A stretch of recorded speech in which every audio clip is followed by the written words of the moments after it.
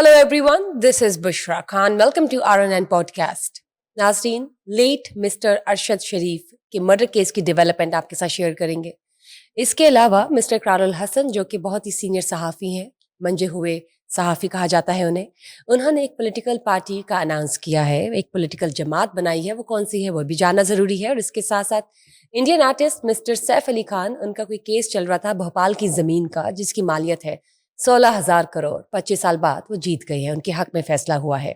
इसके अलावा नाज़रीन, सोने की कीमत और गाना गाने की कीमत किसी शादी पर दोनों इक्वल है. सोना और गाना इस दौर के बुलंद तरीन सतह पर इनकी कीमतें पहुंच चुकी हैं. वो कैसे? और हुकूमत की बात करें तो हुकूमत ने हेल्थ फैसिलिटीज़ को और हाईलाइट और प्रमोट करने के लिए, बेहतरीन बनाने के लिए कॉलेज के मरीजों के लिए स्ट्रोक मैनेजमेंट प्रोग्राम इंट्रोड्यूस करवाया है. और मिस्टर बिलावल ने इस्लामाबाद में गैर मुल्की सफ़ीर और बिजनेस कम्युनिटी के लोगों को ब्रीफिंग दी है.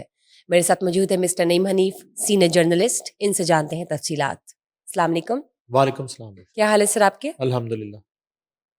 सर, लेट मिस्टर अरशद शरीफ, उनके मर्डर केस की डेवलपमेंट आई है, आप प्लीज़ शेयर कीजिए.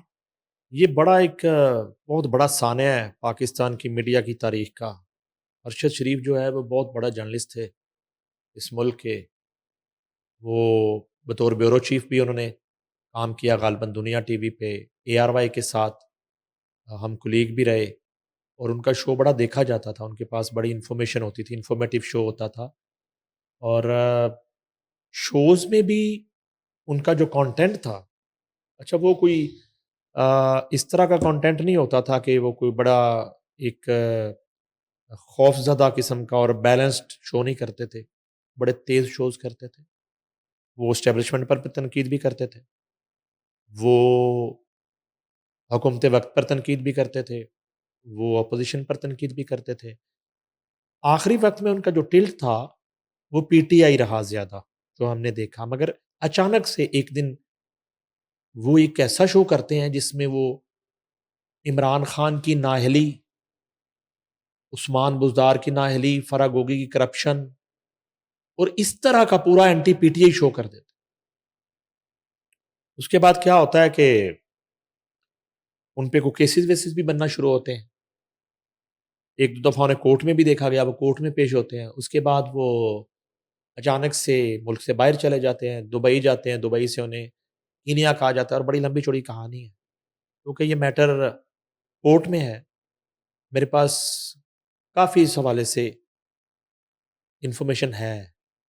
मगर बेहतर ये है कि, और वो इंफॉर्मेशन कोर्ट के पास भी है, वो इंफॉर्मेशन उनके लीगल टीम के पास भी है कि वो किसके कहने पे पेशावर पहुंचे, किसके कहने पे पेशावर से दुबई पहुंचे, किसके प्रोटोकॉल में पेशावर पहुंचे, किसके प्रोटोकॉल में पेशावर से वो टेक ऑफ हुए दुबई के लिए, किसके कहने पे दुबई से वो कीनिया मूव हुए और कीनिया उन्हें किसने रिसीव किया. और वो लोग जो थे वो पहली दफ़ा ज़िंदगी में उनसे वो मिल रहे थे.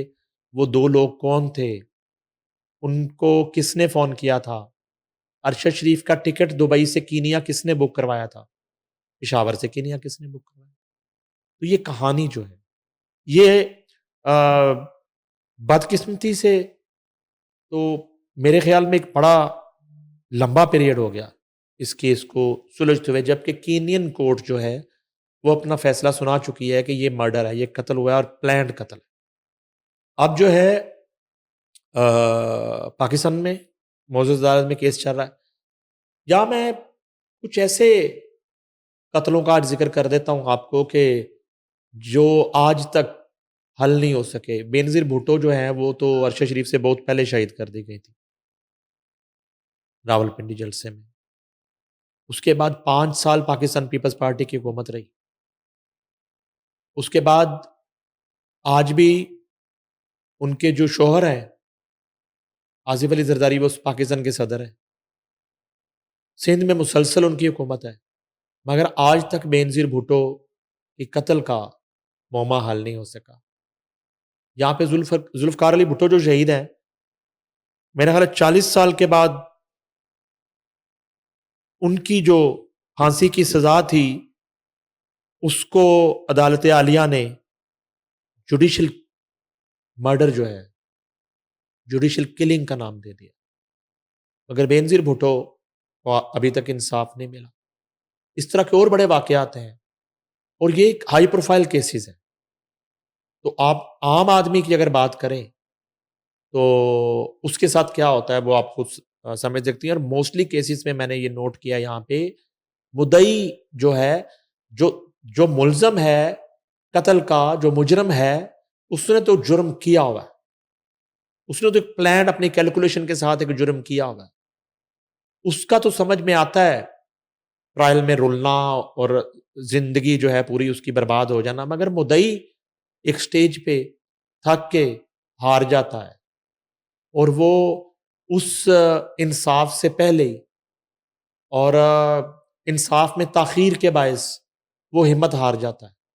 وہ مزید پیسہ خرچ نہیں کر پاتا اور وہ گیو اپ کر جاتا ہے. بہت سارے کیسز میں یہ ہوتا ہے.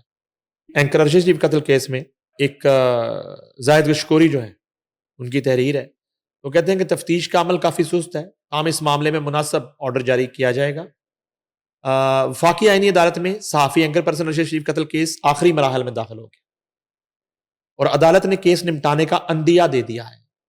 ارشد شریف کیس کے از خود نوٹس کی سماعت کے دوران جسٹس عامر فاروق نے ریمارکس دیے کہ حقیقت یہ ہے تفتیش کا عمل کافی سست ہے اور عدالت کسی پر الزام نہیں دینا چاہتی. یہ معزز عدالت کے ریمارکس ہیں. تاہم اس معاملے میں مناسب آرڈر جاری کیا جائے گا. سماعت کے دوران جسٹس عامر فاروق نے کہا کہ 100 موٹوں کی بنیاد پر کمیشن بنایا گیا اور تفتیش تاحال جاری ہے، جبکہ بنیادی سوال یہ ہے کہ عدالت اس کیس میں کیا کر سکتی اور دونوں ممالک کے درمیان معاہدے کے بعد کیا اقدامات ممکن ہیں. ارشد شریف کی بیوہ کے وکیل نے موقف اختیار کیا کہ کینیا میں کیس دائر کیا گیا جس کا فیصلہ ان کے بقول ان کے حق میں آیا.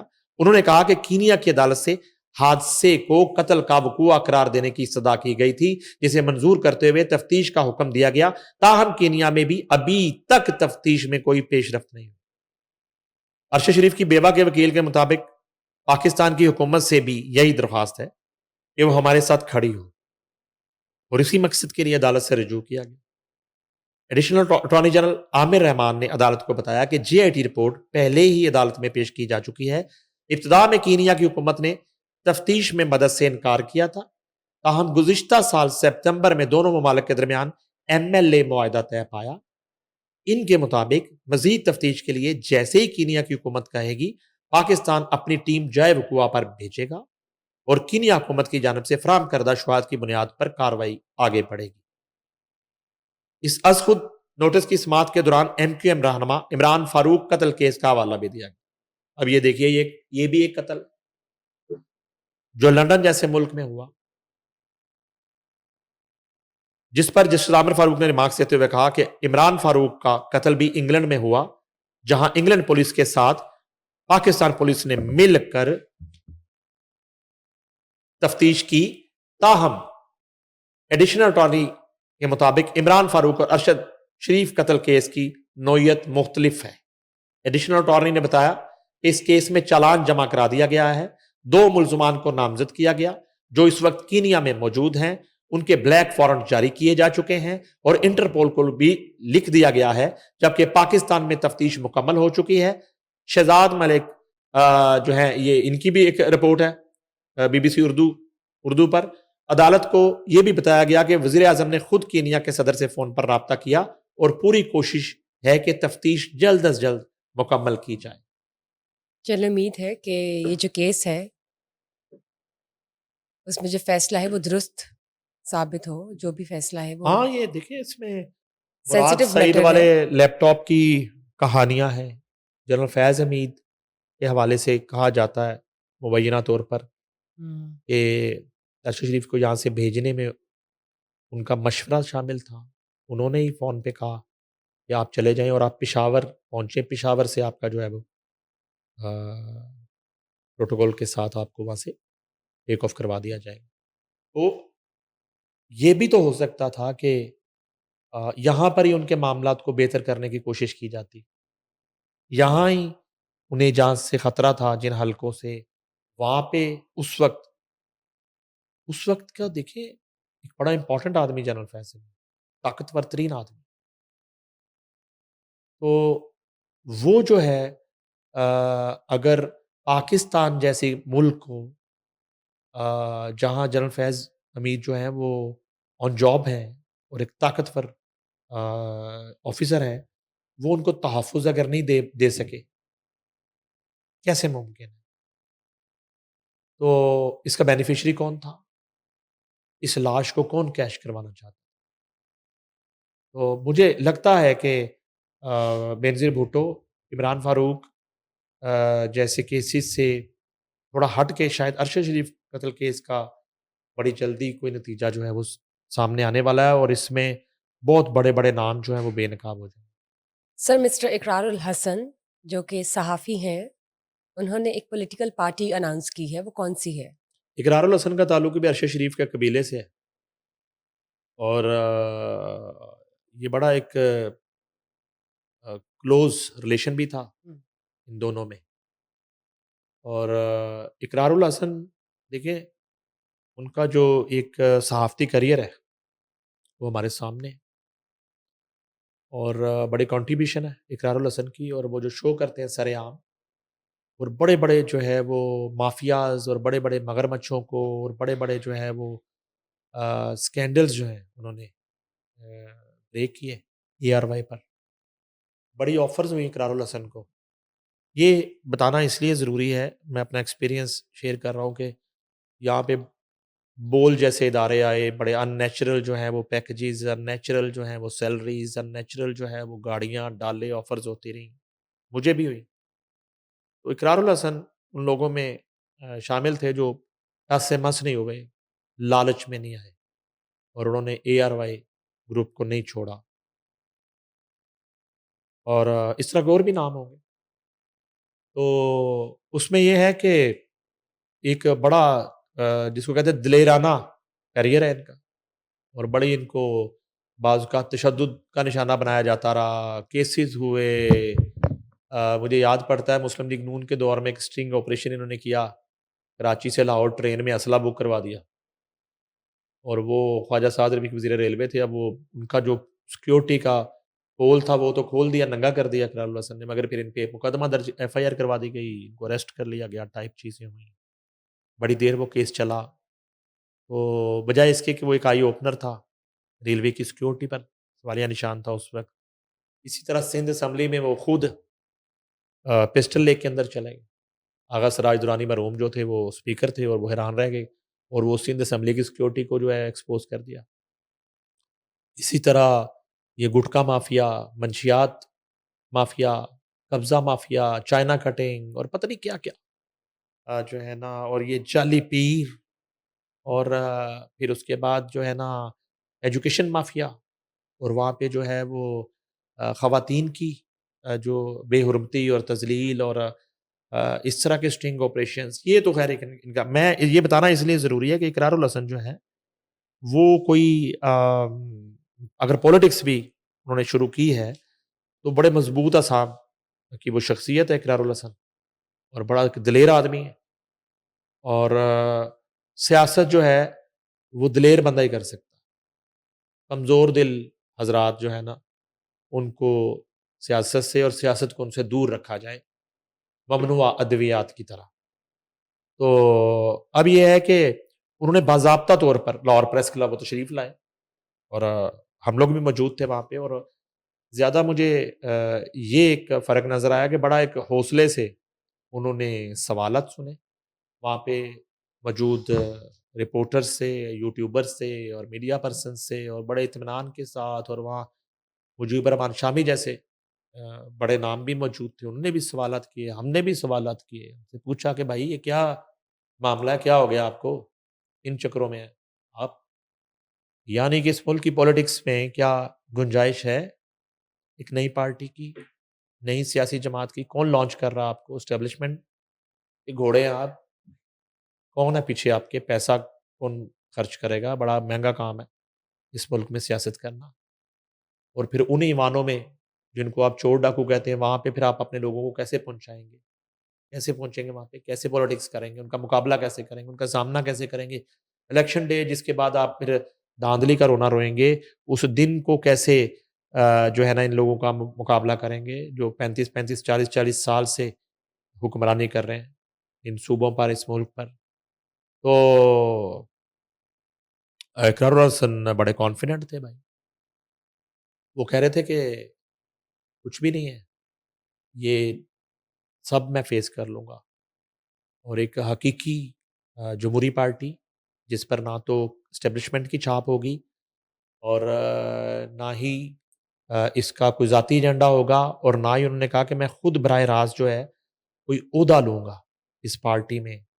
میں جو ہے نا اس میں ایک عام جو کارکن ہے، عام ورکر ہے، عام پاکستانی ہے، عام شہری ہے، وہی اس کا عہدیدار ہوگا، وہی اس کا کارکن ہوگا، وہی اس کا ووٹر ہوگا، وہی اس کا سپورٹر ہوگا، وہی جو ہے وہ بلدیاتی انتخابات میں، جنرل انتخابات میں وہی کانٹیسٹ کرے گا، اسی کو ہم پارلیمنٹ تک پہنچائیں گے اور وہاں جا کے قومی خدمت کا فریضہ انجام دیں.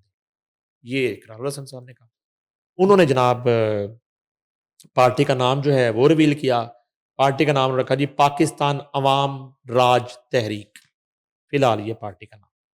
آگے چل کے انہوں نے کہا جی کہ اس پارٹی کے جو کارکن ہیں وہ اس کا نام اگر کوئی بدلنا چاہیں، چینج کرنا چاہیں تو کر سکتے ہیں. پاکستان عوام راج تحریک اقرار الحسن کی پارٹی باقاعدہ طور پر ان لاہور پریس کلب میں کر. لاہور پریس کلب بڑی تاریخی جگہ ہے.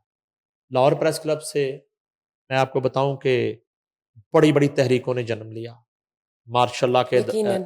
ادوار میں یہاں سے عدلیہ بحالی کی تحریکیں رائٹ. چلیں. یہاں پر جو ماشاء اللہ کے ادوار میں بہت بڑی بڑی تحریکوں نے یہاں سے آغاز کیا، اور یہاں سے لانگ مارچ جو ہیں وہ شروع ہوئے اور گجرانوالہ پہنچنے تک پھر عدالتیں جو ہیں وہ آزاد بھی ہوئیں اور بحال بھی، ججز بحال بھی ہوئے، اور ماشاء اللہ جو ہے ان کا زور بھی توڑا گیا. تو اب جو ہے ایک انہوں نے وہ کیا، دوسرا انہوں نے اپنا فلیگ جو ہے وہ بھی ریویل کر دیا. پرچم کا ان کے جو کلر ہے وہ ریڈ ہے، سرخ رنگ کا پرچم ہے جی، اور اس کے درمیان میں پیلے رنگ کا چاند ستارہ ہے. یعنی کہ پاکستانی پرچم ہی آپ کر لیں، اس کا جو کلرز گرین چینج ایریا ہے. ہے اس کو ریڈ آپ تصور کریں، اور اس کے بعد اس کے اندر جو چاند ستارہ وائٹ ہے، یہاں پہ جو ہے وہ یلو کلر کا. اور انہوں نے پھر یہ بھی کہا کہ ہم نے فوجی راج دیکھا ہے، ہم نے بھٹو کا راج دیکھا ہے، ہم نے خان کا راج دیکھا ہے، ہم نے گورنر راج دیکھا ہے، لیکن اب اس ملک میں عوام کا راج ہے. دیٹس وائی اس کا نام عوام راج پارٹی. اچھا، پھر انہوں نے کہا کہ ایک جمہوری جماعت کے قیام کی تحریک کو ہم پاکستان عوام راج تحریک کا نام دے رہے ہیں، اور اب راج کرے گی خلق خدا. یہ بھی کہا، اور ان کا جو کانفیڈنس لیول تھا وہ بلا کا تھا، اور لگ نہیں رہا تھا کہ یہ ٹی وی اینکر جو ہے یا کوئی صحافی اقرار الحسن جو ہیں وہ کسی پولیٹیکل ایکٹیویٹی کا آغاز کر. اس سے پہلے ان کا ہوم ورک ہے.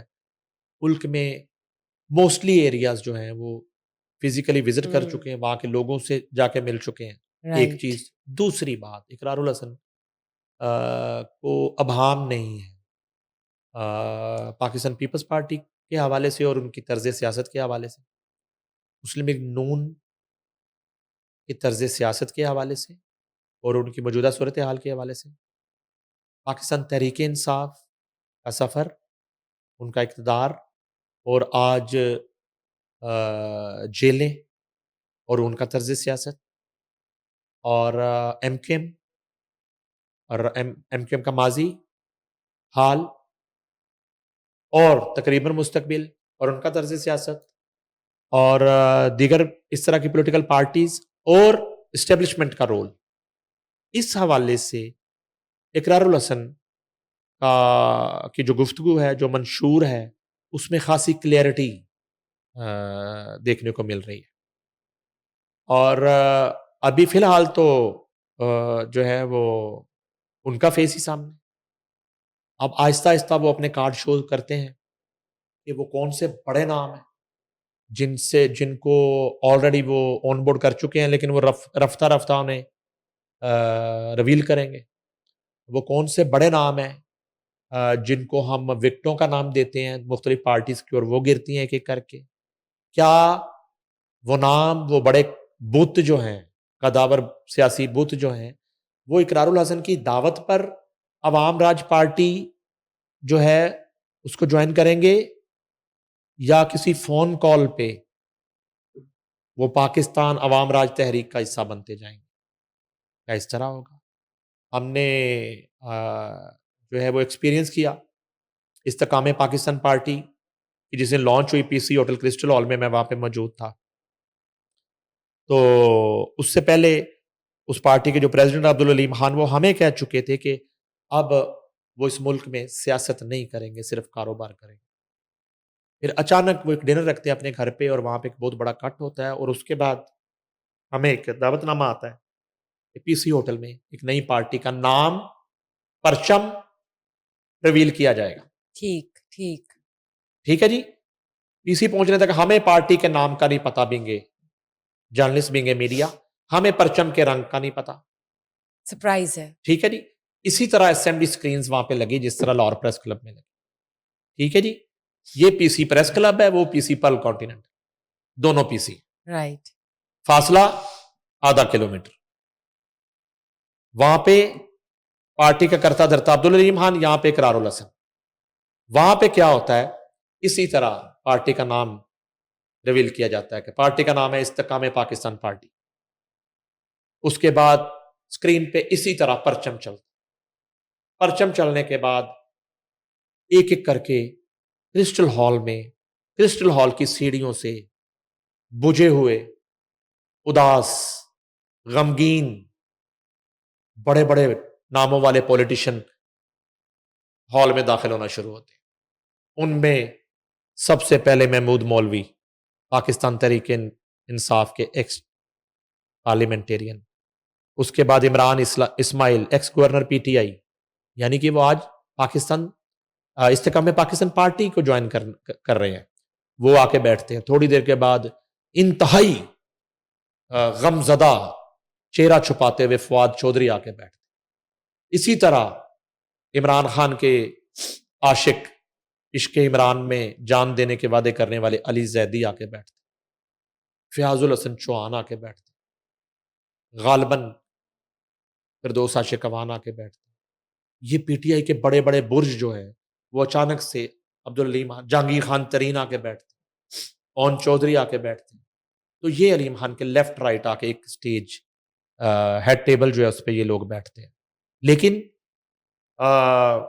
باڈی لینگویج کسی کی بھی ریلیکس نہیں تھی.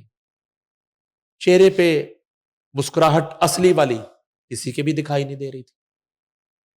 تو وہ تو اسی دن ہی، جس دن پرچم ریویل ہوا، جس دن استقام پاکستان پارٹی لانچ ہوئی، اسی دن ہی یہ سارے چہرے جو ہیں وہ ریویل کر دیے گئے اور انہیں اناؤنس کر دیا گیا. مگر یہاں یہ جو پاکستان عوام راج تحریک ہے بڑا سملر ہے ان کا جو ہے نا لانچ سملر ہے. Right. S M D screen, S M D screen, screen پہ نام، اسکرین پہ نام، اسکرین پہ پرچم، اسکرین پہ پرچم، پریزیڈنٹ کی سپیچ، رہنما کی سپیچ، سیم. صرف کیا ہوا کہ یہاں پہ وہ فیسز ابھی ریویل نہیں ہوئے. وہ دوسرے مرحلے میں، کیونکہ یہ میرا اندازہ ہے کہ اقرار الحسن کی پارٹی میں کچھ بڑے نام جو ہیں وہ آن بورڈ ہیں اور ان کو رفتہ رفتہ ریویل کیا جائے گا. ہاں، کیا وہ اقرار الحسن کے یہ جو فرسٹ فلائٹ ہے ان کی، یہ اس سے متاثر ہو کے آئیں، اقرار کے کوئی بے داغ ماضی سے متاثر ہو کے آئیں گے، یا یہ اسی طرح کرسٹل ہال کی سیڑھیوں سے بوجھل قدموں کے ساتھ چلتے ہوئے کسی حکم نامے کی وجہ سے آئیں اور عوام راج پارٹی کا بیج اپنے سینے پہ سجائیں گے، اس کے پرچم والا کپڑا یا وہ جو بھی کہتے ہیں آپ اپنے گلے میں فلیگ ڈالیں گے. رائٹ. ٹھیک ہے جی. اور اقرار الحسن ان کو وہ اپنا فلیگ پہناتے ہوئے تصویر جو ہے وہ ریلیز کیا کریں گے. تو یہ اب ایک معاملہ ہے، کچھ دنوں میں ریویل ہو جائے گا. ہو یہ جائے سب. گا. ہاں جی. ہاں، البتہ ادھر یہ ہوا کہ جتنے لوگوں نے جوائن کی وہ پارٹی، اس کے بعد جب بھی ان سے بات ہوئی تو اس میں یہی لگا کہ اگر اچیو کیا اس پارٹی میں تو اس پارٹی کے پریزیڈنٹ نے اچیو کیا، وہ آج وزیر ہے. اور باقی جتنے لوگوں نے جوائن کیا تھا اور ان کے نیچے جتنی لیڈرشپ تھی وہ گھروں میں بیٹھی. Mister Saif Ali Khan, Indian artist, ان کا ایک مقدمہ چل رہا تھا بھوپال کی زمین کا، جو کہ 25 سال بعد وہ فیصلہ ان کے حق میں ہوا ہے. 16,000 کروڑ مالیت کی وہ زمین تھی. کیا کہنا چاہیں گے؟ میں ایک تو آپ کو کتنی دفعہ سمجھایا کہ اتنے بڑے بڑے جو اماؤنٹوں والے کیسز ہیں وہ آپ زیادہ ذہن پہ زور نہ دیا کریں. یہ آپ کیلکولیٹر لے کے بیٹھ جاتی ہیں. اب 16,000 کروڑ کو میں کیا بلینز میں کیسے کروں، کیا کروں، مجھے سمجھ نہیں آ رہی. چیٹ جی ٹی پی. اچھا، لیکن کتنا اچھا ہو کہ اتنے مہنگے مہنگے ہم سیگمنٹ نہ ہی کریں. سیف علی خان ہے جی، چھوٹی خاندان کے فرزند ہیں، رائٹ. کرینہ کپور کے ہسبینڈ ہیں. پچھلے دنوں زخمی ہو گئے تھے اور وہ 2 سال ہو گئے اس بات کرینہ کو کپور پہ بھی almost. دیکھیں ہمیں تو کل کی بات لگتی ہے، تو ہم تو آج تک وہ زخم نہیں بھولے. تو بعض وقت لگتا ہے کہ کہتے کرینہ نے کروا دیا، کسی لڑکی کے ساتھ پکڑا گیا. آپ اب کو کیا لگتا ہے؟ 16,000 کروڑ کا مالک جو ہے وہ بھی اتنی چیپ حرکتیں کرتا ہوگا. بس سوچیں، ویسے اتنا امیر آدمی ہے، نواب ہے، تو اس کو کیا ضرورت ہے. اس نے امرتا سنگھ پسند آئی، ان سے کتنی ایج میں بڑی ایکٹریس، انہیں امرتا سنگھ نے 12. شادی کر لی. کرینہ کپور جو اس کے بچوں کی ایج کی تھی، جب وہ پسند آئی تو ان سے شادی کر لی. تو معاملہ یہاں پہ جو ہے نا وہ Love نواب is صاحب کا، blind. یہ جو فلسفے ہیں یہ تو آپ کو پتا ہے. میں تو کہتا ہوں کہ مجھے اتنے مہنگے مہنگے سوال نہ کریں. 16,000 کروڑ چلیے اب میں نے کر ہی دیا تو بتا دیں. یہ 25 سال سے کیس چل رہا تھا. ٹھیک، یعنی کہ ان کی وہاں پہ سیف عدالتوں علی میں خان بھی کی پینڈنگ کیسز ہے، ظاہر ہے، لینگویشنگ ظاہر ہے، کیسز. ظاہر ہے. تو وہ جو ہے 25 سال سے یہ چل رہا تھا یہ مقدمہ. سیف علی خان کی آبائی زمین ہے یہ بھوپال کی. یہ ابھی ایک زمین ہے 16,000 کروڑ والی، ٹھیک. ابھی اور بھی ہیں پراپرٹیاں، پیلس بھی ہیں. ٹھیک ہے جی. تو یہ کہتے ہیں جی بالی ووڈ اداکار سیف علی خان اور پٹوڑی خاندان نے بھوپال میں واقع اپنی موروثی زمین سے متعلق طویل قانونی جنگ جیت لی. مبارک ہو بہت بہت کنگریچولیشنز. سیف علی خان کو بھی، آپ کو بہت بہت مبارک ہو. Thank you. آپ کا تو ہے نا ایک دور کی، بتایا تھا آپ نے ایسا پٹوڑی کچھ نہیں خاندان ہے، کے ایسا ساتھ. کچھ نہیں ہے. مبشر صاحب کی تھی، مبشر صاحب کی تو مبشر رشتہ داری، صاحب کی ہے مبشر وہ. لقمان کی تو رشتہ داری. جی. مبشر لقمان امریکہ، انہیں میسج کر دیں مبارکباد کا جی Yeah. کہ آپ کے جو پٹوڑی انکل ہیں ان کی 16,000 کروڑ کا فیصلہ ان کے حق میں آ گیا. اچھا، اور اب یہ ہے کہ میں کہا امریکہ ان کو اچھی خبر بھی دے دینا، امریکہ تو بری خبریں ہی آ رہی ہیں وہاں پہنچ کے. رائٹ. پٹوڑی خاندان نے بھوپال میں واقع وہ جو جنگ جیت لی ہے، جس کے ساتھ ہی تقریباً 25 سال پرانا تنازع اپنے منطقی انجام کو پہنچ گیا. اچھا جی، یہ کہتے ہیں جی کہ اس زمین کی مالیت تقریباً 16,000 بھارتی کروڑ ہے. لو، بھارتی کروڑ، پاکستانی کروڑ نہیں ہے. اوہ، تو آپ اس کو 32 کہہ دیں. پاکستانی نہیں، 32. پاکستانی اور بھی کرنا پڑے گا آپ کو. اب تو اکانومی ہماری ڈاؤن ہے. اس کو اور بھی ضربیں دینی پڑے گی. یہ انڈین 16,000 کروڑ ڈبل نہیں ہے. ٹھیک ہے. اور یہ 1.6 بلین ڈالر جو ہے یہ بتائی جاتی ہے. اب مدھیہ پردیش کی ایک ضلعی عدالت نے فیصلہ سناتے ہوئے نیا پور بھوپال میں واقع 16.62 ایکڑ اراضی پر پٹوڑی خاندان کی ملکیت کو بحال کر دی. ٹھیک ہے جی. اس فیصلے کے تحت سیف علی خان کی والدہ معروف اداکارہ شرمیلا ڈیگور اور ان کی بہنوں کے حق میں بڑا قانونی فیصلہ سامنے آیا ہے.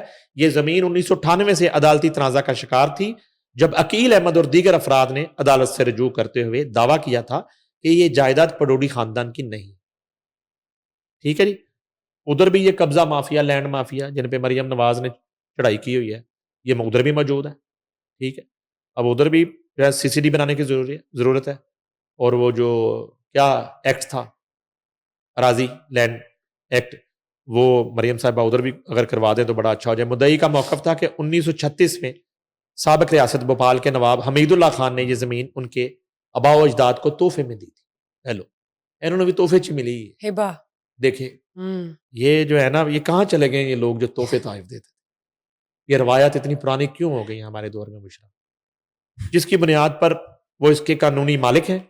اور تاہم عدالتی کارروائی کے دوران مدعی اپنے دعوے کے حق میں کوئی ٹھوس ثبوت یا قابل اعتماد دستاویز ثبوت پیش کرنے میں ناکام رہے. عدالت نے پیش کردہ ریکارڈ کا تفصیلی جائزہ لینے کے بعد قرار دیا کہ زمین کی مبینہ منتقلی یا تحفے سے متعلق کوئی قابل تصدیق شواہد موجود نہیں. شواہد کی عدم موجودگی اور قانونی تاخیر کی بنیاد پر عدالت نے دعویٰ مکمل طور پر مسترد کر دیا. اس فیصلے کے بعد پٹوڑی خاندان کی 16.62 ایکڑ زمین پر ملکیت قانونی طور پر دوبارہ تسلیم کر لی گئی ہے. یعنی کہ کرینہ کپور اچانک ایک امیر ترین بہو بن گئی دوبارہ. امیر ترین بہو روڈی خاندان کی. چلے بہت اچھی بات ہے. آپ خوش ہیں؟ ظاہر ہے کرینہ خوش ہے تو ہم سب خوش ہیں. لیکن مسٹر مبشر تو کہتے ہیں کہ ہاں مبشر صاحب نے یہ کہا تھا کہ ان میں لڑائی چل رہی ہے دونوں میں کہ وہ یو کے شفٹ ہونا چاہتے ہیں. تو اب جب ادھر ہی یو کے بن گیا ان کا, ادھر ہی فیصلہ ان کے حق میں آ گیا ہے, اور 16,000 کروڑ یہ گنتے رہے بیٹھ کے, ہوتے ہیں بچے جوان ہو جانے, ٹھیک ہے, اور یہیں زندگی گزاریں. بھوپال میں کیا کرنا ہے یو کے جا کے. ٹھیک کہا آپ نے. اگر پاکستان میں بات کرتے ہیں, پاکستان میں تو نہیں, سونے کی قیمتوں کی بات کرنا چاہوں گی اور گانے کی قیمتوں کی. دونوں سائڈ بائی سائڈ پیرالل بلند ترین سطح پر پہنچ گئی ہیں. دیکھیں بڑا عجیب کام ہے کہ سونا اور گانا ملک میں مہنگا ہو گیا ہے. وہ بہت کیسے, مہنگا. یہ بھی بتائیے. اور یہ سونا پہننے والا ہے, دوسرے والا نہیں. سونا ہو گیا ہے یہاں پہ کتنا فی 2 تولا ہے؟ روز قبل 4,77,700 روپے تولے. 77,000. 4,77,000. 4,77,700 روپے تولے. یعنی 5 لاکھ کر لینا اور راؤنڈ آف کر لیں. سونا اور گانا اب ہمارے ہاں شادیوں میں لازم و ملزوم ہو گیا. ٹھیک ہے جی, فیشن بن گیا ہے, سنگیت نائٹ, قوالی نائٹ. سونا یہ کمپٹیشن ہے خاندانوں میں کہ کتنے تولے سونا جو ہے وہ شادی پہ ڈالا گیا ہے. اور ایک کمپٹیشن ہے, اور ایک پوچھا جاتا ہے, یہ سوال ہوتا ہے شادی شروع جب ہو جاتی ہے تو جیسے جیسے رسمیں چل رہی ہوتی ہیں, ساتھ ساتھ جو رشتہ دار ہیں عزیز و اقارب وہ پوچھ رہے ہوتے ہیں کہ جہیز میں کیا دیا, سونا کتنا ڈالا. اور سونے کی قیمت 4,77,700 روپے تولا, ٹھیک ہے. اور گانے کی قیمت جو ہے وہ میں نے ہم بتا رہے ہیں اپنے شوز میں 1.25 کروڑ. گانا اتنا مہنگا ہو گیا ہے کہ نہ تو ایک عام آدمی سونا افورڈ کر سکتا ہے, وہ صرف سونا افورڈ کر سکتا ہے وہ بھی نیند کی گولیاں کھا کے, اگر وہ یعنی نیند بھی اب آرام سے نہیں آئی. وہ اس کیلکولیشن میں اگر پڑ جائے, ٹھیک ہے. جس نے ظاہر ہے کہ سفید پوش آدمی نے اپنی بچی یا بچے کی شادی کرنی ہے, اور ایک رسپیکٹیبل طریقے سے, اور ایک رشتہ داروں کی تانا زنی اور اس طرح کے جملوں اور اس طرح کے سوالات سے بھی بچنا ہے, اور ایک اپنی جو ہے نا وہ بھی دکھانی ہے آپ نے, جس کو آپ کہہ لیں کہ شان بھی دکھانی ہے. اب رائٹ نہیں تو سر یہ دیکھیں نا, اگر ایک تولا راؤنڈ 5 ہے نا, راؤنڈ آف کر لیں آپ, چلے 5 لاکھ کا آ رہا ہے, تو پہلے تو 10-15 لاکھ میں لوگ اپنا شادی کا فنکشن کر کے ریپ اپ کر دیتے تھے. تو یہ تو ہارڈلی 3 تولے سونا آئے گا کوئی, یا 4 تولے کر لے 20 لاکھ تک کا, تو کیسے مینیج ہوگا؟ میں وہی مس کہہ رہا ہوں نا کہ اگر بچہ جو ہے, جب تک دیکھیں شادی نہیں ہو جاتی, بچوں والا نہیں ہو جاتا, وہ ماں باپ کا بچہ ہی ہوتا ہے. بیٹی جو کہہ دیتی ہے جی کہ میں نے تو راحت فتح علی خان کا گانا سننا ہے, تو راحت فتح علی خان کے گانے کا مطلب ہے کہ پہلے تو ساری شادی ایک سائڈ پہ کر دیں آپ, ابھی شادی ٹھہر جائیں, شادی روک ہی دیں تھوڑی دیر کے لیے, پہلے راحت کی بات کر لیں. 1.5 کروڑ روپے اگر آپ کے پاس ہے تو راحت فتح علی خان آپ کو گانا سنا سکتے. گھنٹے کا, وہ بھی 1.25 گھنٹہ, 1.5 گھنٹہ, 1.25 گھنٹہ میکسیمم. یعنی کہ کیلکولیشن آپ کریں نا, کیلکولیشن اگر آپ کریں تو آپ اندازہ لگائیں کہ ایک گانا کتنے کا پڑے گا, یا 1 منٹ کا راحت فتح علی خان صرف بیٹھنے کا کیا چارج کر رہے ہیں. ٹھیک ہے, آپ وہ سونے کے 1 تولے سے مہنگا 1 منٹ نکلے گا. ٹھیک ہے. اب وہ ادھر جو ہے دولہا صاحب جو ہے, وہ دولہا تو دلہن کے لیے ہے نا, ماں باپ کے لیے تو وہ بچہ ہے. اب بچے نے کہہ دیا کہ ڈیڈی میں نے تو عاطف اسلم کا گانا سننا ہے. عاطف اسلم کا گانا سننا ہے تو ڈیڈی نے کہنا ہے بیٹا پھر شادی ابھی روک دو, سب کچھ روک دو یہیں پہ, یہ جو گھر شروع کیا ہوا ہے اس کو بھی روک دو ابھی فی الحال, عاطف کی بات کر لیں. عاطف اسلم کا جو گانا ہے وہ 3 کروڑ پلس میں 3.5 کروڑ تک 1.25 گھنٹہ وہ گائے گا. ٹھیک ہے, اتنے کا تقریباً لاہور میں 10 مرلے کا گھر آ جاتا ہے, ہاں رائٹ, جس میں ایک خاندان جو ہے وہ پوری زندگی گزار دیتا ہے. ٹھیک ہے, راحت والے ایک کانسرٹ میں 5 مرلے کا گھر آ جاتا ہے, بڑا اچھا بنا ہوا ابھی بھی. تو سونا کتنے تولے آ سکتا ہے سر, یہ بتائیں. سونے سے بہتر سونا ہے. میں کہہ رہا ہوں کہ بندہ سونے کے متعلق تو سوچے ہی نہ, سونے کی طرف توجہ دے کہ سونا کتنے بجے ہے, صبح اٹھنا کتنے بجے. نہیں نا, لیکن سونا تو پڑے گا کیلکولیٹ. مس سونا کیلکولیٹ کیا کرنا ہے, آپ نے خود ہی بات کر دی کہ کتنا منیمم کوئی 10 تولے تو ڈالے گا نا. 10 تولے کا مطلب کیا ہو گیا, 10 تولے کا مطلب سیدھا ہو گیا کہ 48 لاکھ. ہاں جی, تقریباً. ٹھیک ہے جی. اب 48 لاکھ روپیہ جو ہے وہ 10 تولے سونا, آدھا اور کروڑ آپ نے سائڈ پہ کر دیا. ایگزیکٹلی. اور اتنے میں جو ہے وہ شادی ایک ہو جاتی ہے پوری, جس میں 3-4 جس میں چلو ایک فنکشن کر لیں گے, 2 کر لیں. 300 سے 400 لوگوں کا جو ہے نا وہ بارات آ سکتی ہے, جن لوگوں کے اپنے رشتہ داروں کے ساتھ تعلقات ٹھیک ہیں. سر اس میں ون ڈش پوری ہوگی یا نہیں؟ جن کے رشتہ داروں کے ساتھ تعلقات ٹھیک ہیں ہاں جی. ان کے 300-400 ہوتے ہیں, اور جو لڑتے جھگڑتے رہتے ہیں انہوں نے 150 ہی ہوتا ہے. ٹھیک ہے نا. تو وہ میں کیلکولیشن نکال رہا ہوں کیونکہ آج کل شادیوں کا سیزن ہے, اور اس سیزن میں ہی جو ہے نا وہ جیو پہ ٹکر آتے ہیں روز, اور اوپر سونا چل رہا ہوتا ہے اور گولڈ کی چوڑیاں اور نیکلس چل رہے ہوتے ہیں اسکرین پہ, اور نیچے ریٹ آتا ہے سونے کی قیمتوں میں ہوش ربا اضافہ, اور یہ ہوش ربا 4,70,700 روپے تولہ ہو گیا. ٹھیک ہے, 4 لاکھ تو آپ تقریباً 5 لاکھ ہی کہہ دینا. اچھا چلے آپ 5 لاکھ کہہ دیتے. مجھے تو یہ 5 ہی لگ رہا ہے. ٹھیک ہے, جائیں گے آپ لینے تو میکنگ کے پیسے نہیں لے گا سونے والا. ہو گیا نا وہ آنا جانا ٹریولنگ ہو گیا, دل کرے کچھ کھا پی لیا, تھک جاتے ہیں آپ. پیکنگ اس کی پیکنگ جیولر نے پیکنگ میکنگ آنا جانا پیکنگ ڈال دینی. ایگزیکٹلی. اب یہ ہو گیا, تو یہ سونے کے حالات ہیں ملک میں. اور گانے کے میں آپ کو جو ہے نا ہم بتا رہے ہیں کہ گانا جو ہے وہ اتنا مہنگا اس ملک میں ہو گیا, اتنا مہنگا ہو گیا ہے. جتنا مہنگا گانا ہو گیا ہے اتنا اچھا گانا نہیں ہو رہا. یہ بھی میں یعنی کہ اس میں کر کے رہے ہوتے ہیں کہ بظاہر یہ سارا جو بجٹ ڈالا جاتا ہے یہ آرکیسٹرا اور پیچھے جو ہے نا وہ ٹیم اور سارا 18-22 لوگوں کا ڈالا جاتا ہے, لیکن وہ 18-22 لوگ جو ہے نا بعض اوقات ایکٹنگ ہی کر رہے ہوتے ہیں. آدھا کانسرٹ ہی لائیو ہوتا ہے یا اس سے کم, باقی جو ہے وہ آٹو پہ ہوتا ہے, وہ ٹریک چل رہے ہوتے ہیں, اور باقی جو ہے نا وہ جس کو ڈیٹ کہتے ہیں وہ چل رہے ہوتے ہیں, اور لپسنگ ہو رہی ہوتی ہے اور ٹائپ چیزیں. یہاں پہ اس ملک میں میاں یوسف صلاح الدین نے, میں ایک واقعہ آپ کو سناتا ہوں, اپنی حویلی میں پرویز مشرف کے دور میں قوالی کے ریوائول کے لیے بجٹ اپروو کروایا. قوالی کے ریوائول کے لیے میں کہانی سناتا ہوں. ہاں جی.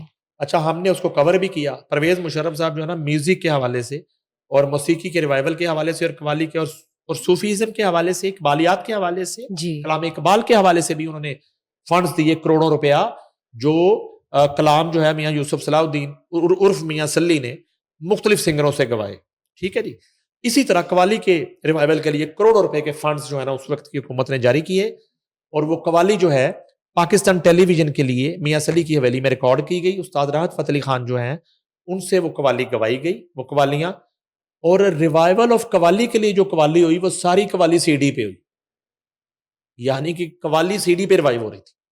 یہ بھی واقعہ ہوا اس ملک میں, ہم نے دیکھا, میں نے رپورٹ کیا روزنامہ جنگ میں, یہ سٹوری میں نے رپورٹ کی. تو کہنے کا مقصد ہے کہ یہ بھی ہو رہا ہے, یعنی کہ وہ 1.25 کروڑ 1.5 کروڑ, اور ادھر عاطف اسلم کی بات کریں تو 2, 2.5, 3 کروڑ 3.25 کروڑ 3.5 کروڑ دے کے 1.25 گھنٹے میں, ان کو نہیں پتا کہ اس وقت پھر جو ہے نا وہ سی ڈی چل رہی ہے, ان کو نہیں پتا لائیو چل رہا ہے, ٹریک چل رہا ہے, جو بھی چل رہا ہے.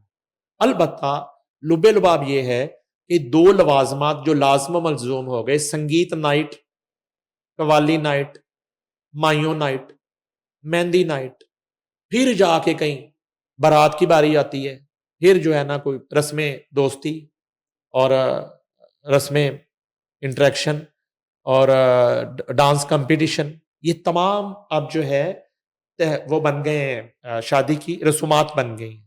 ٹھیک ہے. اور پہلے ہوتی تھی کہ ایک بارات ہے اور ایک ولیمہ ہے, بڑی حد ہے ایک دن جو ہے نا رسم مہندی جس کو آپ کہتے ہیں وہ فیملی کے لوگ ہو گئی. اب جو ہے نا شادی سے تقریباً 2-3 ماہ پہلے شروع ہوتی ہے. میں ابھی ایک شادی ہوئی ہے ایک آفیسر کی, بیٹے کی, جو غالباً بیٹی کی, تو وہ 1 سال پہلے, مجھے یاد ہے 1 سال پہلے کوئی گیسٹ آئے تھے اسلام آباد سے, تو انہوں نے بتایا کہ ہم فلاں آفیسر کے شادی پہ آئے ہیں. تو کچھ دن پہلے دوبارہ شادی ہوئی اور ان کی وہ اکلوتی اولاد ہے.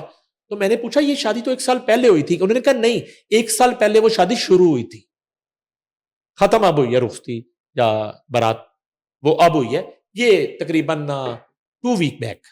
ٹھیک ہے. تو اب یہ بھی ہوتا ہے. اب آپ دیکھیے وہ اننت جو ہے, اننت بھائی کی شادی انیتا بھابی نے تقریباً 6 ماہ پہلے شروع کی. ٹھیک ہے. اور 6 ماہ پہلے 6 ماہ وہ شادی چلتی رہی, اور وہ جو شادی کا اختتام ہے یوکے جا کے یعنی ہوا کہ مجھے لگ رہا ہے کہ 6 ماہ میں جو دولہا ہے اس کا کوئی وزن ہی کم ہو جائے گا, اتنی شادی چل رہی, چل کے فلاں ابائی وہ اپنے گئے ہیں گاؤں میں, اور وہاں جا کے پورا گاؤں سجایا اور شہر آباد کیا, اور شادی ہوئی اور فورنر آئے اور ہاتھیوں کے ساتھ وہ پھر رہا ہے, اور پتہ نہیں چل رہا کہ دولہا کدھر ہے اور ہاتھی کدھر ہے. اب ادھر جو ہے وہ لندن میں جا کے شادی کا اختتام ہوتا ہے عاطف اسلم کے گانے, اور آخری دن راحت فتح علی خان. ٹھیک ہے, اب وہاں تو سمجھ آتا ہے. اب یہاں بھی یہ سلسلہ شروع ہو گیا کہ کئی ماہ جو ہے وہ شادی ہی چل رہی ہے. تو اس طرح کی صورت ہے. البتہ یہ ہے کہ ایک سفید پوش آدمی کے لیے, ایک عام آدمی کے لیے میرا خیال ہے کہ پالیسی ضرور حکومت کو بنانی چاہیے. ٹھیک ہے, یہ بھی بڑا فیکٹر ہے. جس طرح آپ نے 1 ڈش کیا ہے, سونے کی بھی ایک مقدار مقرر کی جائے جی, اس سے زیادہ آپ نے نہیں کرنی. جہیز کی جو لعنت ہے, وہ جو مجبور اور لاچار لوگوں کو بلیک میل کیا جاتا ہے, اور جہیز کے نام پہ جو ہے نا پھر پوری زندگی وہ بچی جو ہے تانے کھاتی ہے, اس پہ ایک پالیسی بننی چاہیے. ٹھیک ہے, اور خالی 1 ڈش کرنے سے اور وہ چھوٹے چھوٹے بیچارے سنگروں کے ساؤنڈ پہ چھاپے مارنے سے کوئی جو ہے وہ آپ ایسا وہ نہیں کر رہے کہ لوگوں کی عزت نفس جو ہے وہ مجروح نہ ہو. آپ لوگوں کی جو ہے نا ایک سفید پوشی کا بھرم جو ہے وہ نہ ٹوٹے. تو یہ جو فیکٹر ہے, اور پھر یہ گانے والا معاملہ جو ہے, یہ تو ضرور میں نے پہلے بھی کہا کہ بھائی یہ کس نے ریٹ مقرر کر دیے, یہ کس منڈی سے یہ ریٹ نکلے ہیں, فروٹ منڈی سے نکلے ہیں, یہ کوئی موسیقی کی منڈی ہے, کوئی ہیرا منڈی سے نکلے ہیں, یہ سبزی منڈی سے نکلے ہیں, کہاں سے نکلے ہیں, یہ اسٹاک مارکیٹ سے نکلے ہیں, کہیں سے تو یہ ریٹ نکلے ہوں گے نا, کسی نے نکالے ہوں گے, یا خود سے ہی آپ نے فیصلہ کر لیا, خود سے ہی آپ نے اپنی مونوپلیز بنا لی, خود سے ہی آپ کے نیٹ ورک کام کرتے ہیں کہ آپ جو ہے نا کسی دوسرے کو آگے نہیں آنے دیتے. یہ تمام تر سوال ہیں جو ہم اٹھا رہے ہیں اور اٹھاتے رہیں گے. سر یہ بتائیے, حکومت نے ایک اسٹراک مینجمنٹ پروگرام انٹروڈیوس کروایا ہے ان مریضوں کے لیے جو فالج کے امراض سے گزر رہے ہیں. یہ نا پنجاب گورنمنٹ نے کیا ہے. دیکھیں اسٹاک مینجمنٹ فالج کے مریضوں کے لیے جو ہے وہ ہوتا ہے جی, اس میں یہ ہے کہ پنجاب بھر میں 1 سال کے دوران 700 مریض جو ہے فالج کے حملے کے بعد روبہ صحت ہوئے اس اسٹروک مینجمنٹ سے. ٹھیک ہے جی. لاہور کے علاقے ٹھوکر نیاز بیگ کی ایک خاتون ہے, نام میں نہیں لوں گا, 70 سال ان کی عمر ہے. فالج کے خوفناک حملے کے بعد بر وقت ہسپتال پہنچنے پر چند گھنٹے میں صحتیاب ہو گئی. زبردست, چند گھنٹے میں. بہت اچھی اب یہ مینجمنٹ جو ہے جدید دور میں اور ٹیکنالوجی میں, اور یہ 70 سالہ جو خاتون ہے ان نے وزیر اعلیٰ مریم نواز شریف کا شکریہ ادا کیا, اور اس کے بعد جو ہے فالج کے حملے کے بعد ان کے جسم کا جو دایاں حصہ تھا پوری طرح مفلوج ہو چکا تھا, اور ان کی جو زبان ہے, انگلیاں حرکت کرنے سے قاصر تھیں. سروسز اسپتال میں قائم C M stroke management centre میں ان خاتون کا جو ہے وہ علاج معالجہ کیا گیا, اور صوبائی اسٹروک مینجمنٹ میں ان کو جدید میڈیسن TNK کا وہ انجیکشن لگا, اور خاتون جو ہیں ان کا اٹیک ہونے کے 3 گھنٹے کے اندر سروس ہاسپٹل ایمرجنسی پہنچایا گیا. ایک تو بر وقت ان کا پہنچنا, اور اس کے بعد CM کی ہدایت پر پنجاب میں مریضوں کو 3 لاکھ مالیت کا TNK انجیکشن مفت لگایا جاتا ہے. یہ جو فالج کے لیے TNK انجیکشن لگنے کے بعد خاتون چند گھنٹے کے اندر اندر بولنے کے قابل ہو گئی, اور فالج سے متاثرہ اعضاء پوری طرح بحال ہو گئے, اور وزیر اعلیٰ مریم نواز شریف کے اقدام سے نئی زندگی ملی. خاتون کا کہنا ہے, ان کے تاثرات ہیں, اور وہ کہتی ہیں کہ مریم نواز شریف کا کس منہ سے میں شکریہ ادا کروں. والدہ کو فالج سے بچاؤ کے لیے انجیکشن نہ لگایا جاتا تو عمر بھر معذوری کا سامنا کرنا پڑتا. اور یہ خاتون کے بیٹے کے تاثرات ہیں. وزیر اعلیٰ مریم نواز شریف کی ہدایت پر پنجاب بھر میں 14 مراکز اور اسٹروک مینجمنٹ سینٹر میں قیمتی TNK انجیکشن مفت لگائے جا رہے ہیں, اور لاہور کے سروس اسپتال, جنرل اسپتال, میو اسپتال, نشترا اسپتال, ملتان اور شیخ زید اسپتال رحیم جار خان میں اسٹروک مینجمنٹ سینٹر قائم کر دیے گئے. راولپنڈی, سیالکوٹ, گجرانوالہ, نارووال, ڈی جی خان اور لیا میں بھی اسٹروک مینجمنٹ سینٹر قائم ہو گئے ہیں. وزیر اعلیٰ مریم نواز کا اسٹروک مینجمنٹ سینٹر کا دائرہ کار دیگر اضلاع تک بھی وسیع کرنے کے لیے اقدامات کی ہدایت ہے. پنجاب کے ہر شہری کی صحت ہماری ذمہ داری ہے، علاج معالجہ کی فری اور معیاری سہولت فراہم کرنا ہمارا عزم ہے۔ فالج کے مریض 4 گھنٹے کے اندر اگر متعلقہ اسپتال پہنچ جائیں، یہ ٹائمنگ جو ہے یہ بڑی ضروری ہے۔ اگر اٹیک خدا نہ خواستہ ہوتا ہے تو 4 گھنٹے کے اندر اندر یہ پہنچ جائیں تو نہ صرف زندگی بچ جاتی ہے بلکہ عمر بھر کی معذوری سے بھی بچا جا سکتا ہے۔ یہ کہنا ہے مریم نواز شریف۔ بہت ہی اچھا اقدام ہے پنجاب حکومت، سی ایم پنجاب کی جانب سے۔ امید ہے کہ اس سے اگر کسی کی ریکوری ہو سکتی ہے تو زور و شور سے جو یہ اسٹروک مینجمنٹ پروگرام ہے وہ ضرور پروان چڑھے، and just looking forward to it. بہت بہت شکریہ سر، آپ نے انفارمیشن شیئر کی۔ مزید تفصیلات ناظرین کے ساتھ شیئر کریں گے۔ Thank you guys for watching اس today, stay tuned, bye bye.